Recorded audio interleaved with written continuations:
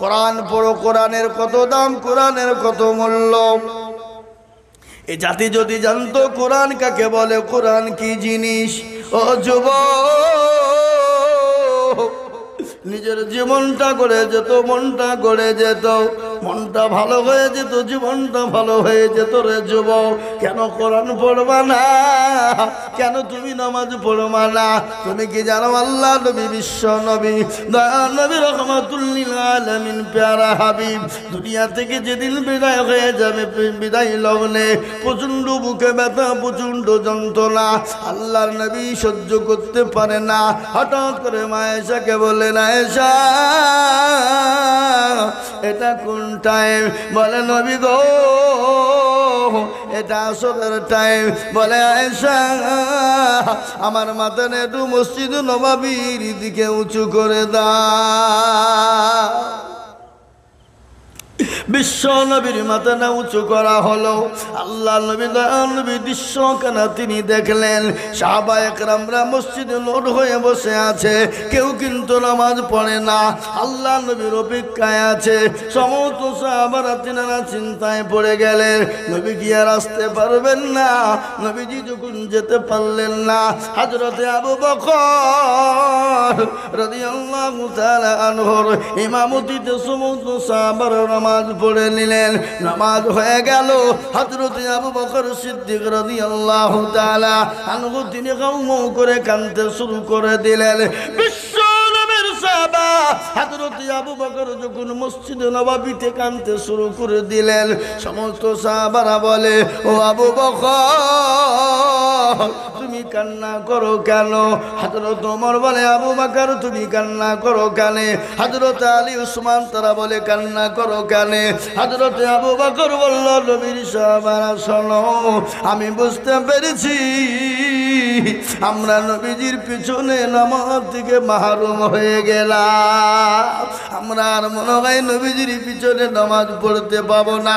বিশ্ব নবী প্রচন্ড বুকে যন্ত্রণা, মাথায় যন্ত্রণা সহ্য করতে পারে না, দুনিয়াও থেকে বিদায় হয়ে যাবে। হযরতে জিবরিল আলাইহিস সালাম এলেন, এসে বলেন, আসসালামু আলাইকুম ইয়া রাসূলুল্লাহ। আল্লাহ নবী বললেন, ওয়া আলাইকুম আসসালাম ইয়া আখি জিবরাইল। বলে নবী গো আপনি কেমন আছেন গো হাবিবুল্লাহ?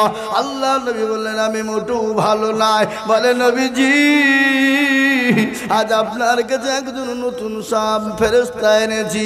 নবী গো যে ফেরেশতা জীবনেও কোনোদিন কারো কাছে অনুমতি নেয় নাই। ওগো নবীজি আপনি যদি আজকে তাকে অনুমতি দেন আসবে, আর অনুমতি যদি না দেন সে চলে যাবে। আল্লাহ নবী বলেন, আখি জিবরাইল আমি যদি তাকে অনুমতি না দিই কি করবে? বলে নবী গো তাকে যদি অনুমতি না দেন সে সঙ্গে সঙ্গে ফিরে যাবে। বিশ্ব নবী বললেন, ও জিবরাইল আমার সাহেব, আমার নবী বললেন, জিবরাইল তুমি আজরাইলকে পাঠিয়ে দাও। আজরাইল আলাইহিস সালাম গেলেন, আল্লাহর নবীকে সালাম দিলেন। বিশ্ব নবী সালামের উত্তর দিয়ে বললেন, ইয়া আখি আজরাইল। বলো আজরাইল ও আমার ভাই কি খবর এনেছো? বলে নবী গো আমি জীবনেও কোনোদিন কারো কাছে অনুমতি নিই নাই। ও আল্লাহর হাবিব আপনি কেমন আছেন? নবী বলেন, আজরাইল আমি তো মোটেও ভালো নয়। বলে নবী গো আপনি যদি অনুমতি দেন আপনার জানটা কবজ করে নেব, আর আপনি যদি অনুমতি না দেন আমি চলে যাব। আমার আল্লাহ আপনার কাছে অনুমতি চেয়েছে গো নবী। আল্লাহ নবী বলেন, আজরাইল রে আমার জানটা তুমি কবজ করে না। বিশ্ব নবীর জানটা কবজ করা হবে। আল্লাহ নবীর বুকের ওপর যখন আজরাইল আলাইহিস সালাম যখন হাত রেখে দিলেন, আল্লাহ নবী বলেন, আজরাইল তুমি যখন আমার বুকের ওপর হাতটা দিলে, ও আজরাইল মনে হলো গোটা উহুদ পাহাড়টা আমি নবী আমার বুকের ওপর হয়ে গেল। ও আজরাইল, আমার উম্মতি এরকম কষ্ট পাবে, আমার উম্মতির বুকে নাকি উহুদের পাহাড় চাপবে। হযরত আজরাইল বলেন, নবী গো, না না না না না, আপনার উম্মতির এরকম হবে না। বলে কিরকম হবে? বলে ছোট্ট বাচ্চা যেমন মায়ের কোলে ঘুম পারে নাই, বাচ্চা যেমন মায়ের স্তনে দুধ খেতে খেতে যেমন মায়ের কোলে যেমন ঘুমিয়ে যায়, ও নবীজি আপনার উম্মতি যারা নামাজি হবে, পরহেজগার হবে, দিনদার হবে, ইমানদার হবে, কলমাওয়ালা নবীওয়ালা হবে, মসজিদমুখী দিনমুখী হবে, আল্লাহওয়ালা দিনওয়ালা হবে, কোরআনওয়ালা হবে, ওগো নবীজি তাদের যখন জানটা কবজ করা হবে তারা ছোট্ট বাচ্চার মতন তারা ঘুমিয়ে যাবে, কোনো রকম তারা টের পাবে না। ও মুসলমান দরদি আমার ভাইয়েরা, আল্লাহ নবী বললেন, আজরাইল রে, তুমি আমার জানটা কবুল করে নাও। ওই সময় আল্লাহ নবী বারংবার একটাই কথা বললেন। কি কথা? কি কথা বললেন? বিশ্বনবীদের লাতে পুতির কথা বলেন নাই, মেয়েদের কথা বলেন নাই, জামাইদের কথা বলেন নাই, সাহাবাদের কথা বলেন নাই। আল্লাহ নবী বিদায় হয়ে যাবে, সেই সময় নবী বললেন, আমার উম্মতিরা শোনো, আমার সাহাবারা শোনো, আমি নবী দুনিয়া থেকে বিদায় হয়ে গেলাম, কিন্তু আমার উম্মতি এ নামাজ তারা কেমন পর্যন্ত আদায় করবে। কিন্তু সেই মুসলমান নামাজ পড়ে না, মসজিদে আজান হয়, হাইয়া আলাস সালাহ, হাইয়া আলাল ফালাহ, এসব ভালো কাজের জন্যে, এসব ভালো কর্মের জন্যে, আর আমরা বলি আমরা পারলাম না, ইমাম আর মরজেন তোরা দুজনেই চালা। ঠিক কিনা ধরো বলো, ঠিক না?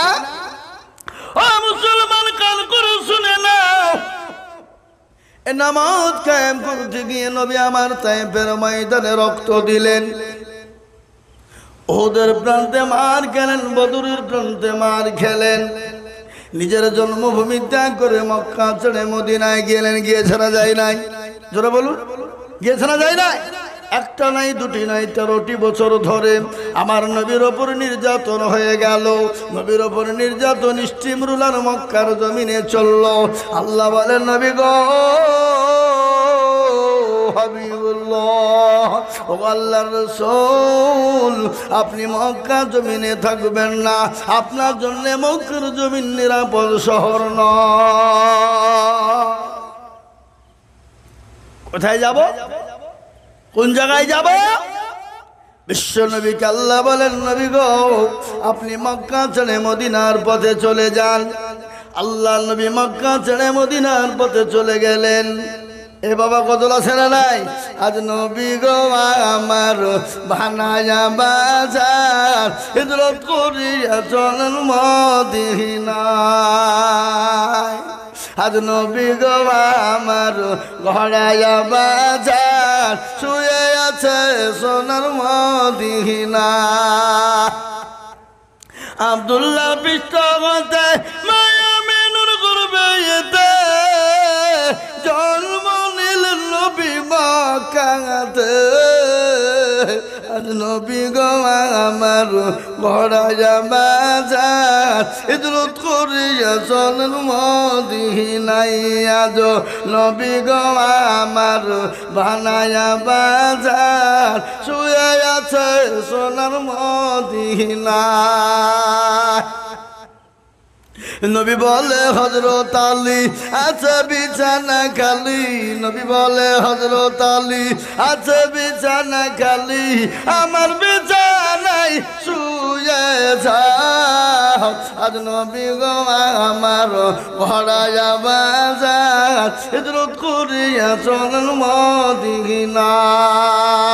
ওই নবীর নামে দুরূদ পড়িলে, ওই নবীর নামে দুরূদ পড়িলে হাবিয়ে দু চোখ নিভে যায়। আজ নবী গো আমার ঘরায়া বাজার হিজরত করিয়া চল মদিনায় আজ নবী গো আমার বানায়া বাজার শুয়ে আছে সোনার মদিনায়। মুসলমান দরদি এক নয় দুই নয় তিন নয় 13টি বছর নবী নির্যাতন সহ্য করলেন। তাইফের ময়দানে রক্ত দিলেন, নদীর প্রান্তে মার খেলেন, বদরের প্রান্তে মার খেলেন। আল্লাহ নবী একদিন দুদিন তিন দিন তিন চার দিন করে তিনি খেতে পাননি। ওগো মুসলমান, তারপরে এই দিনকে প্রতিষ্ঠিত করেছেন, ইসলামকে প্রতিষ্ঠিত করেছেন, কোরআনকে দুনিয়া জমিনে প্রতিষ্ঠিত করেছেন।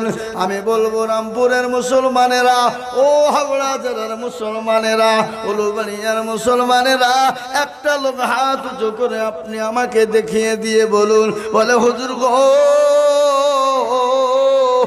ইসলামের জন্য আমি আমার সন্তানকে এতিম করে দিয়েছি, বিবিকে বাঁ করে দিয়েছি, আমি রক্ত দিয়েছি, মেহাদের ময়দানে মাথা দিয়েছি, ইসলামের জন্য জান দিয়েছি, এমন লোক একটাও মক্কা ভারতবর্ষ আপনারা হাওড়া জেলার মাটিতে পাওয়া যাবে না।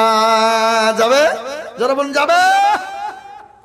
এই ইসলামের জন্য নবী মার খেলেন, সাহাবারা মার খেলেন, বিবিকে বিয়ে করে দিলেন, সন্তানকে ইতিম করে দিলেন।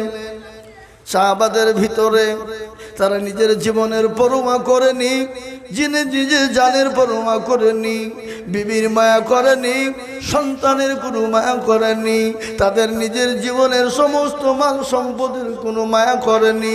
কিন্তু তারা ইসলামের জন্য, রসুলের জন্য, দিনের জন্য জীবন দিত, দ্বিধাবোধ করেনি।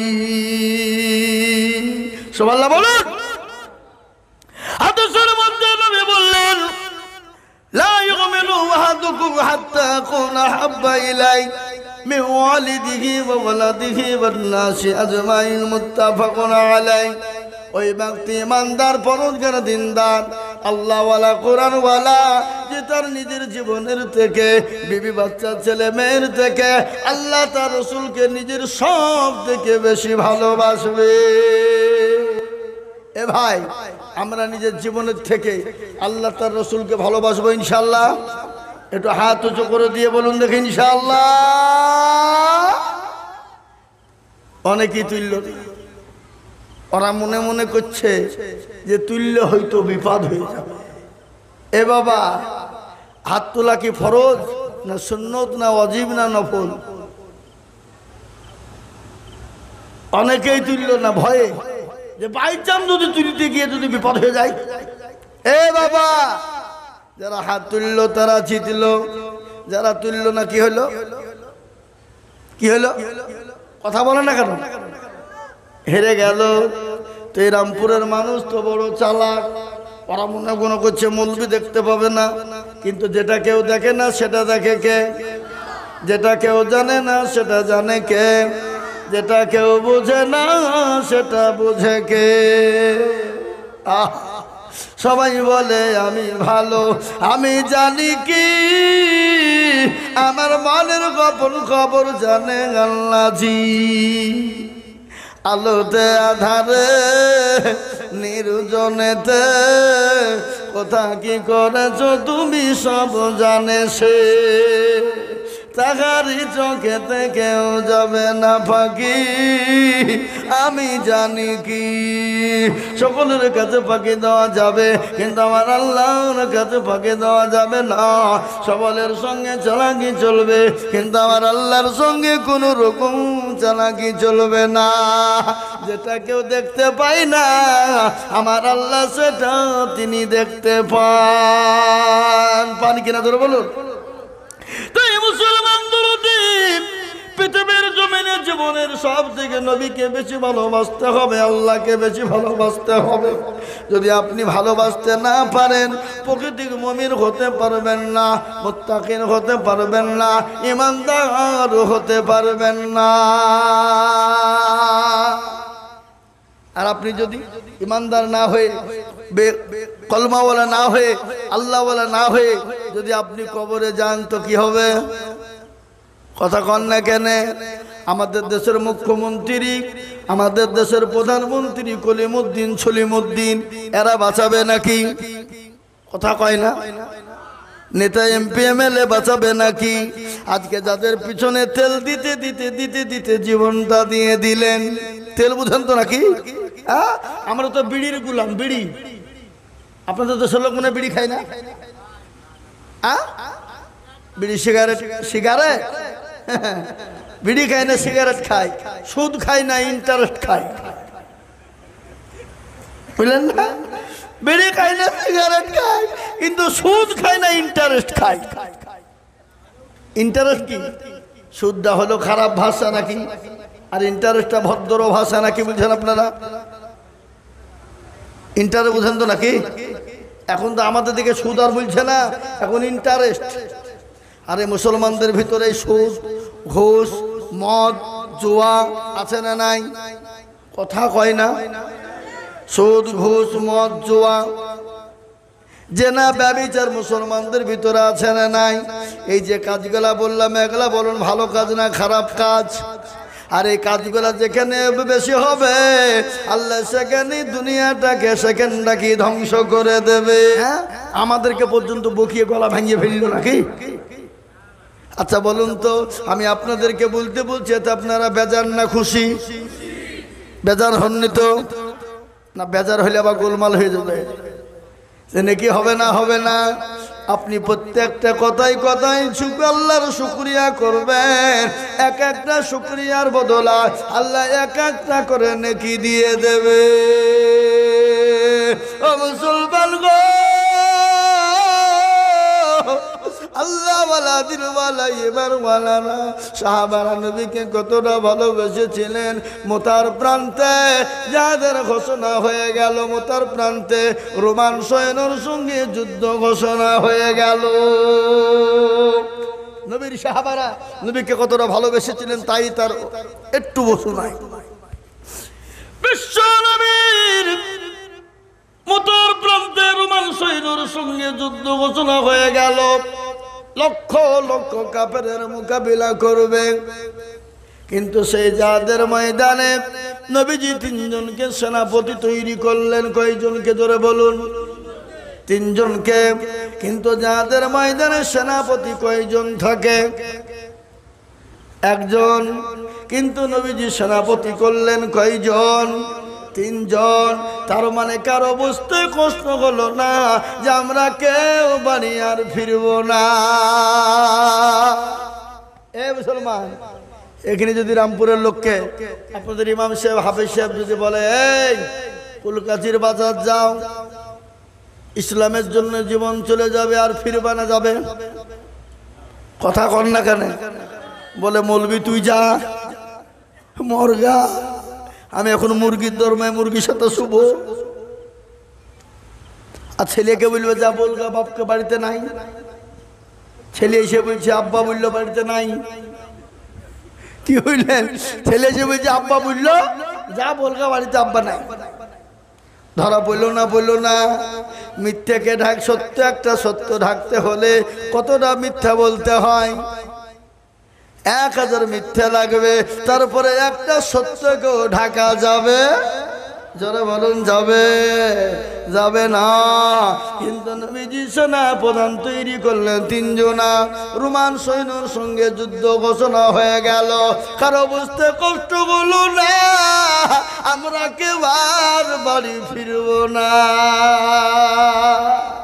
আমার নবী, বিশ্ব নবী ডাক দিয়ে বললেন, যাই ও আমার বালক পুত্র, যাই তুমি কোথায় খাড়া হয়ে যাও, তুমি তোমার মা বাপকে দেখা করে এসো।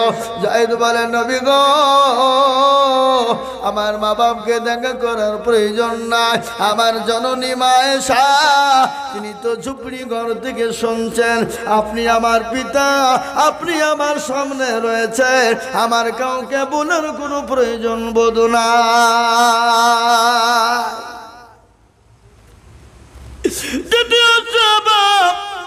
আমার চাচাই তো ভাই জাফর ইবনে আবু তালিব, তুমি কোথায় খাড়া হয়ে যাও।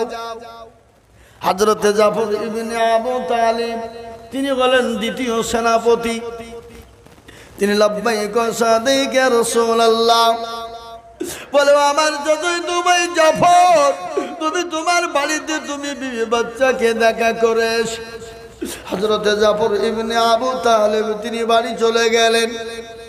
বাড়িতে গিয়ে দেখছেন বিবি কোরআনে কারিমা তেলাওয়াত করে। কি করে জোরে বলুন, কথা কয় না, কোরআন তেলাওয়াত করে। বাড়িতে গিয়ে বিবি দেখছে কোরআন তেলাওয়াত করে। আর আমরা এখন যদি হঠাৎ করে বাড়িতে যাই, বিবি কোরআন পড়বে না মোবাইল দেখবে, কথা কয় না। এখন আমাদের দেশের মেয়েরা তো মোবাইল নিয়ে পাগল। আরে মোবাইলের কারণে স্বামী স্ত্রীর ভালোবাসা নাই, সন্তানের মধ্যে মা বা মায়ের ভালোবাসা নাই। রাত্রিতে নবীজি বলেছে তোমরা স্বামী স্ত্রীতে যখন বিছানায় ঘুমাবা তখন তোমরা একটা বালিশে মাথায় দিয়ে ঘুমাবা। কে বলেছে এটা? নবীজি। আল্লাহ নবী বললেন মহিলারা শোনো, পুরুষেরা শোনো, তোমরা স্বামী স্ত্রী যখন ঘুমাবা এক বালিশে মাথা দিয়ে ঘুমাবা। খবরদার ঘুমানোর সময় তোমাদের জায়গা জানে দুই স্বামী স্ত্রীর মাঝখানে ফাঁকা না থাকে। আর যদি ফাঁকা থেকে যায় তাহলে শয়তান ঢুকে যাবে। আর শয়তান যদি ঢুকে যায় তোমাদের স্বামী স্ত্রীর মধ্যে বিচ্ছেদ ঘটিয়ে দেবে। এই বাবা, স্বামী স্ত্রীর মধ্যে বিচ্ছেদ ঘটছে না? ঘটছে না, কথা কন। বিচ্ছেদ ঘটে যাচ্ছে, স্বামী স্ত্রীর মধ্যে ভালোবাসা নেই, মহাব্বত নেই, প্যার নেই, স্বামী স্ত্রীর মধ্যে কোনো রকম আন্তরিকতা নেই। বিবির কাছে মোবাইল, স্বামীর কাছে মোবাইল। যদিও এক বালিশে মাথায় দিয়ে শোয়, বিবি একদিকে মুখ ঘোরায়, স্বামী একদিকে মুখ ঘোরায়। মোবাইল টিপতে টিপতে রাত্রি 2টো বেজে যায়। মোবাইল ছেড়ে দিয়ে স্বামী স্ত্রী ঘুমিয়ে যায়। এতে স্বামী স্ত্রীর কিন্তু মধুর মিলন হলো না, মহাব্বত হলো না। আল্লাহ নবী বললেন স্বামী স্ত্রী এক জায়গায় ঘুমানোর পরে যদি দুইজনের মুখটা যদি দুই দিকে হয়ে যায়, যদি আলাদা হয়ে যায়, নবীজি বললেন তাদের উপরে লানত। কত সহজ লয়, কি বুঝলেন? বুঝতে পারলেন না আমার কথাটা? আমার কথা আপনাদের কষ্ট হয়েছে বুঝতে নাকি? ঠিক আছে, চলবে চলবে চলবে বললে তো হবে না, আমি বেশি বলবো না। না, আমি এত দক্ষিণ দিনাজপুর যাবো, 700 কিলোমিটার রাস্তা যাবো। হ্যাঁ,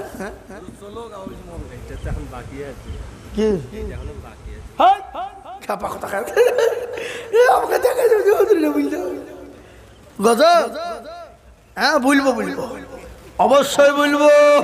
গজল না বললে হয়? একবার দরুদ শরীফ আল্লাহুম্মা জোরে।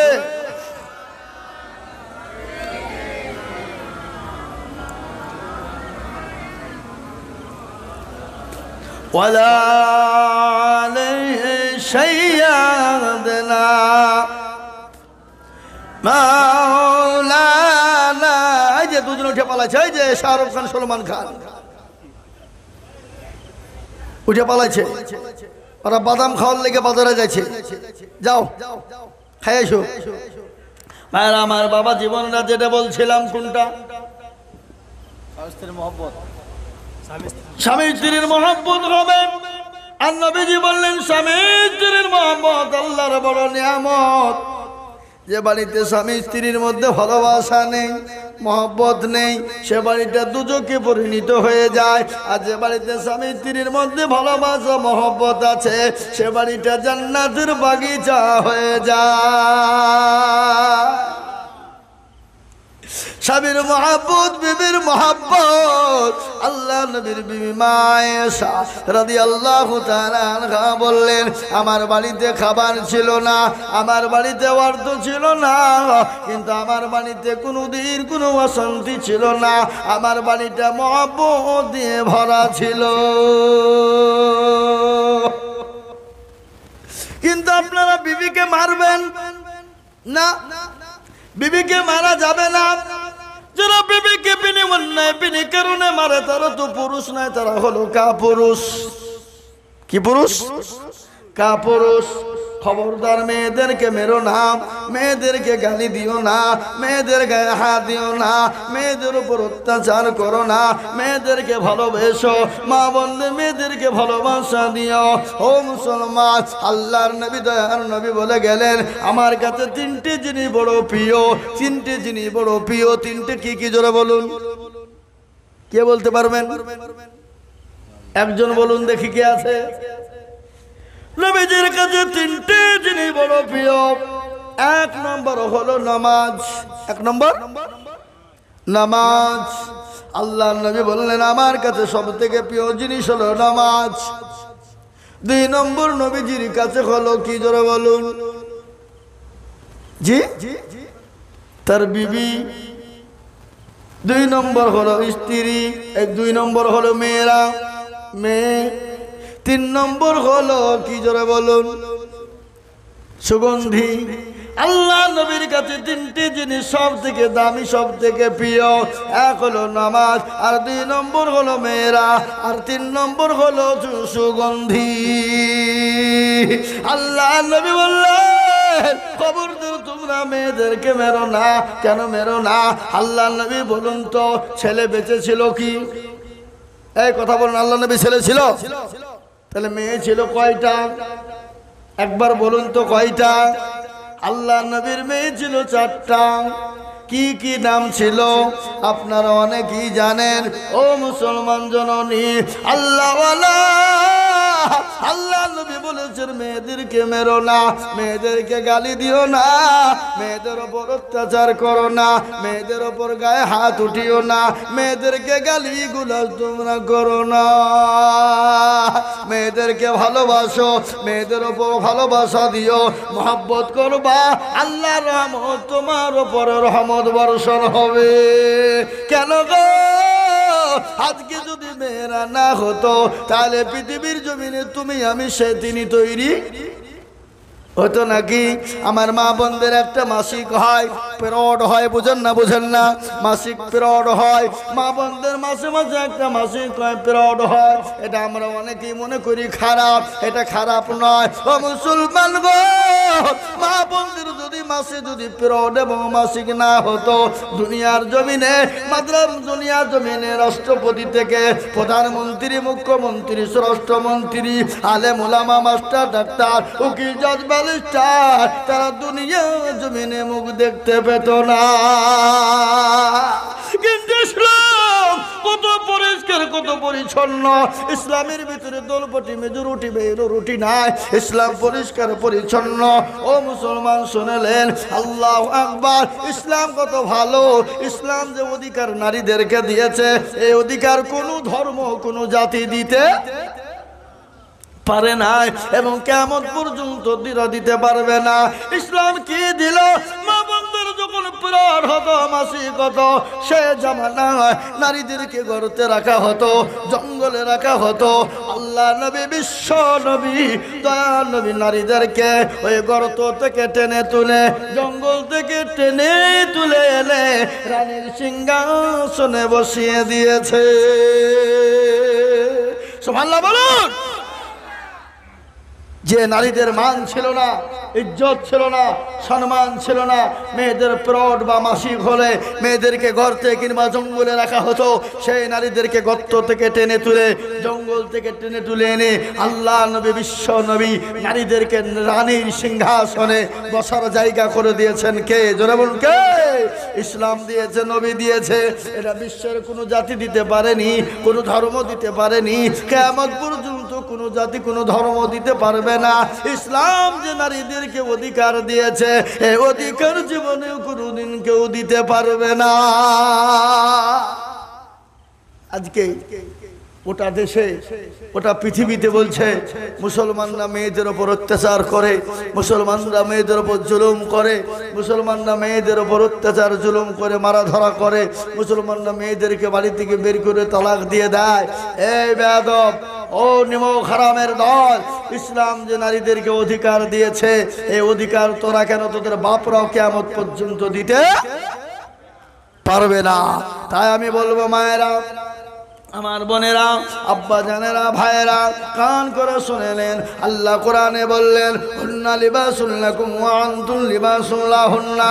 তোমার বিবি তোমার জন্য পোশাক স্বরূপ, বিবি স্বামীর জন্য পোশাক স্বরূপ। স্বামী স্ত্রীর মহব্বত আল্লাহর বড় নিয়ামত। ও মুসলমান গো, আমরা যারা মায়েরা বোনেরা, আমি আপনাদের সম্পর্কে একটা কথা বলি। আল্লাহর নবী বলেছেন, নারীদের জন্য বলেছেন, ওরে নারীরা শুনে নাও, তোমরা দুনিয়া জমিনে 4টা কাজ তোমরা করবা। কয়টা জোরে বলুন? 4টা কাজ। যদি তোমরা 4টে কাজ করতে পারো, আল্লাহর জান্নাতের 8টা দরজা দিয়ে ঢুকবা, পৃথিবীর কেউ তোমাদেরকে আটকে রাখতে পারবে না। 4টে কি কাজ? বলবো না? বলবো? কষ্ট হবে না? আপনাদের কষ্ট হবে না তো? তাহলে বলি, আল্লাহর নবী বললেন, মেয়েরা 4টে কাজ করবা, দুনিয়ার জমিনে জান্নাতের 8টা দরজা দিয়ে ঢুকবা। 1 নম্বর কি মা বোনেরা আছে না নাই? মা বোন আছে না? বাড়িতে ঘুমাইছে নাকি? আছে? আমার মায়েরা বোনেরা, তোমরা ভালো করে শোনো। হাওড়া জেলার মায়েরা, আমার জননীরা, আমার মা,